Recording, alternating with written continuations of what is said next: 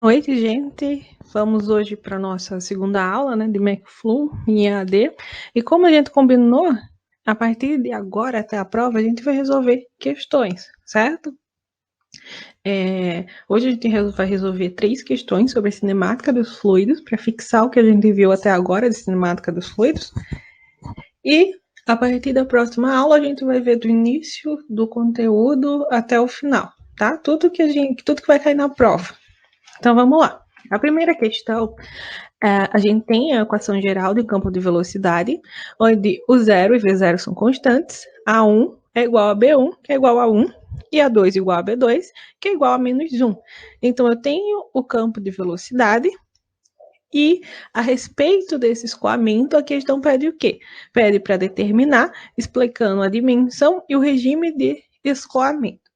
Quando a questão pede para explicar a dimensão, ela quer saber o quê? Ela quer saber se o escoamento é bidimensional, tridimensional ou unidimensional. Esse escoamento é o quê? É um escoamento bidimensional, porque a gente tem uma componente do vetor em x e uma componente do vetor em y, certo? E o regime de escoamento, o que é? O regime de escoamento é para saber se esse escoamento é permanente ou não permanente.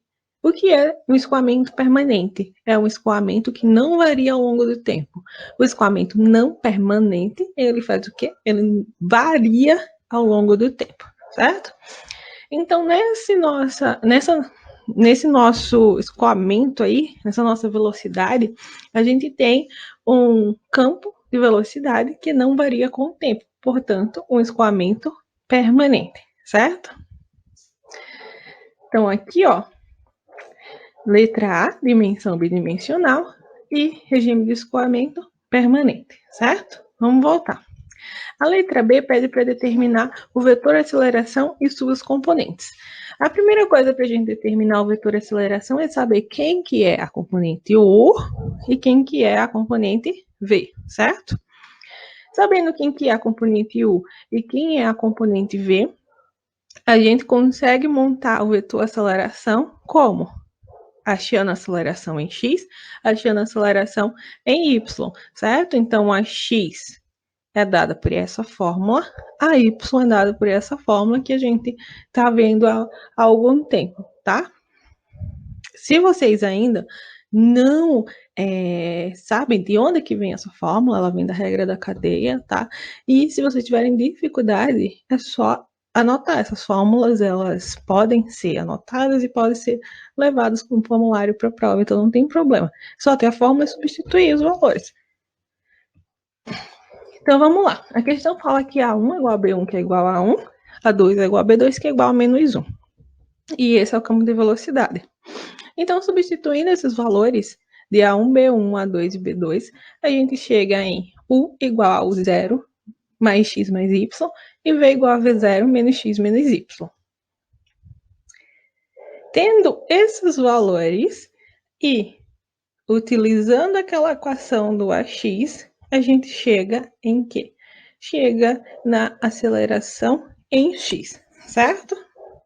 Vou explicar só a parte de x, que a de y já é bem equivalente.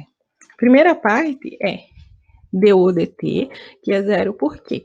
Porque não depende do tempo, é uma função que não depende do tempo. Del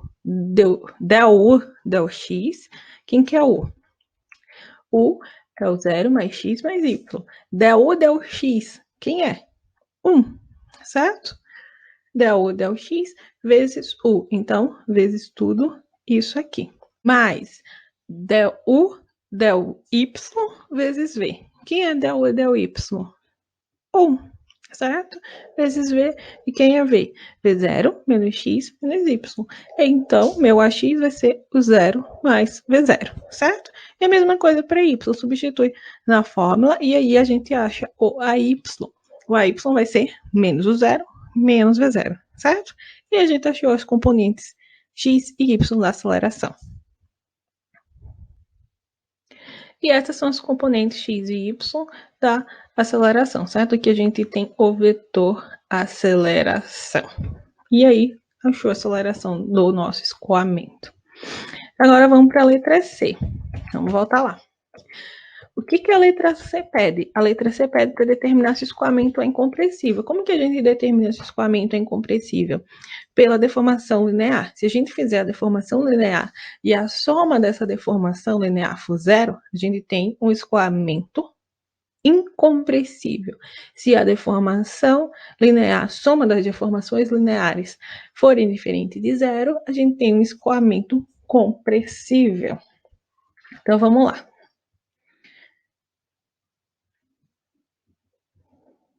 Como que a gente acha essa deformação linear? Pelo εxx e pelo εyy, certo? O εxx é del U del x e o εyy é del V del y. Quando a gente faz a derivada de U em relação a x, a resposta é 1. E quando a gente faz a derivada de V em relação a y, a derivada é menos 1. Certo? Então, a soma dessas deformações lineares vai dar zero. Se deu zero, a gente tem um escoamento incompressível. Na letra D, a questão pergunta se o escoamento é rotacional ou não rotacional. Para a gente saber se o escoamento é rotacional ou não rotacional, ou irrotacional, a gente calcula o vetor vorticidade. O vetor vorticidade é dado por essa letra zeta, e para duas dimensões, que é nosso caso, ela é dado por essa fórmula, certo? Então, quando a gente faz a derivada de V em relação a x, a resposta é menos 1. Quando a gente faz a derivada de U em relação a y, a resposta é menos 1. Então, o vetor vorticidade vai ser igual a menos 2k. Quando a gente tem um vetor vorticidade diferente de zero, a gente tem um escoamento rotacional. Se for igual a zero, a gente tem um escoamento irrotacional, certo? E na letra E é pedido o tensor deformação, certo? O tensor taxa de deformação. E quando a questão pede esse tensor taxa de deformação, a gente tem a fórmula do tensor. Aqui nesse caso é para 2D, se fosse em 3D teria mais uma coluna e mais uma linha, que é a fórmula que vocês têm no caderno. E aí resolve essas derivadas e substitui na matriz e obtém o tensor deformação, tensor taxa de deformação, tá? E finaliza a questão, certo? Vamos na segunda questão. A segunda questão pede para determinar, se possível, os valores de A e B para que o perfil de velocidade dado seja incompressível ou rotacional. E aí a gente tem o vetor velocidade. Esse vetor velocidade agora é em 3 dimensões. A gente tem uma componente em x, uma componente em y, uma componente em z. Como que a gente sabe que um escoamento é incompressível? Quando a soma das nossas deformações lineares vai ser igual a quanto? Vai ser igual a zero. Então vamos fazer essa soma das deformações lineares. Aqui a gente tem o valor de U, o valor de V e o valor de W, certo? Então vamos fazer o εxx, εyy e o εzz. Fazendo a derivada de U em relação a x é 2. A derivada de V em relação a y é 0. E a derivada de W em relação a z vai ser menos 2a. A soma disso tudo tem que dar igual a 0 para ele ser incompressível. Então, a gente soma igual a 0. E chega em quê? Que A é igual a 1. Então, quando o valor de A for igual a 1, a gente tem um escoamento incompressível. Já a segunda parte da questão pede para que o escoamento seja rotacional. Vamos lá conferir. Para o escoamento ser rotacional. Então, vamos lá. A gente faz o vetor vorticidade para 3 dimensões, essa fórmula aqui, certo? E aí, resolve as derivadas e substitui pelos correspondentes valores. E chega aqui nesse vetor vorticidade. Nesse vetor, a gente quer saber o valor de B para que esse escoamento seja rotacional. Mas como vocês podem ver, ó, aqui a gente tem um 2. 2 é o quê? Uma constante. Mesmo que esse B seja 0, ou seja menos 3, ou que seja para qualquer valor de B, esse escoamento vai ser rotacional. Por quê? Porque esse 2 aqui, ele não tem como sumir. Então, já temos um vetor diferente de zero.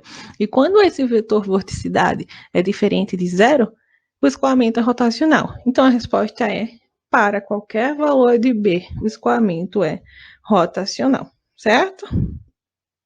Dúvidas? Estou no WhatsApp para isso. Última questão.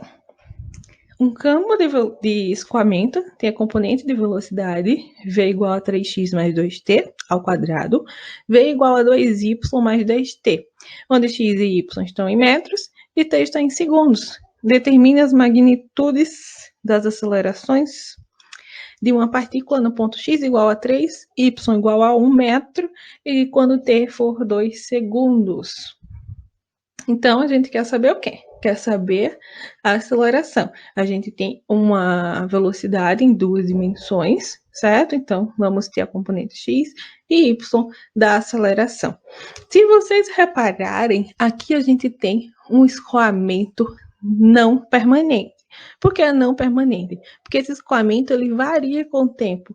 Se vocês verem aqui, ó, repararem, aqui a gente tem um t. A função velocidade agora ela depende de t. Se essa função velocidade depende de t, a gente tem um escoamento não permanente, certo? Então, vamos lá.